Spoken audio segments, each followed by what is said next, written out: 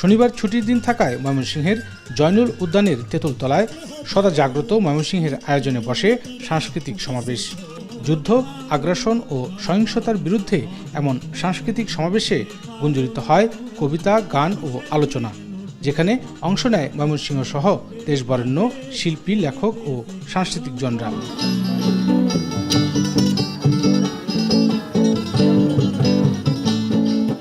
যুদ্ধের ফলাফল কেবল মৃত্যু।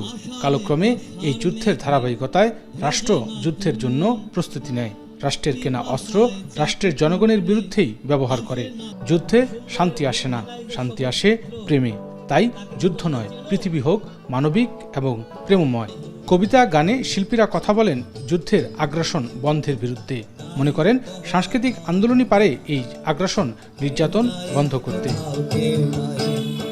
এই সহিংসতা আমাদের কি দীর্ঘমেয়াদী যুদ্ধের দিকে যাব? কার বিরুদ্ধে? প্রতিপক্ষ কি?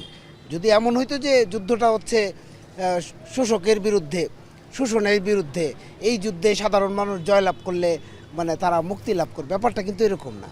শাসক গোষ্ঠীর অভ্যন্তরীণ দ্বন্দ্ব, এবং সেই দ্বন্দ্বে মানুষ পিষ্ট হয়, মানুষ মরে, গণহত্যা হয়, মানুষের মুক্তি মেলে না।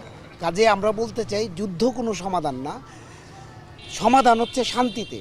সাংস্কৃতিময় বিশ্ব যদি গড়ে তোলা যায়, সাংস্কৃতিক বিশ্ব যদি গড়ে তোলা যায়, সাংস্কৃতিক কাঠামোর বিশ্ব যদি গড়ে তোলা যায়, তাহলে মানুষে মানুষে শান্তি আসবে। মানুষে মানুষে তাদের জীবনের যে কাঙ্ক্ষিত গন্তব্য, কাঙ্ক্ষিত যে চাওয়াগুলি, সেগুলি নিয়ে সুন্দর এবং স্বাভাবিকভাবে, মানবিকভাবে জীবনযাপন করতে পারবে।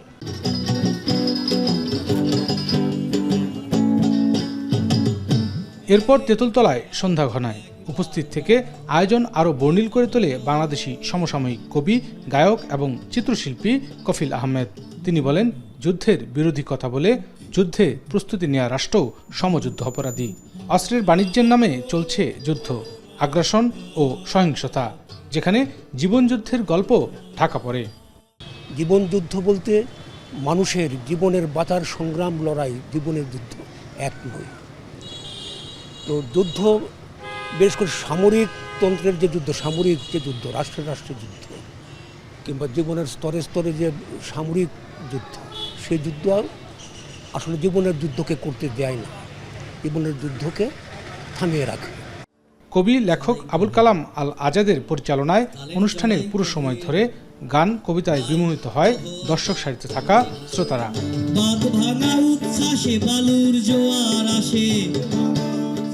ইমতিয়াজ আহমেদ, এখন ময়মনসিংহ।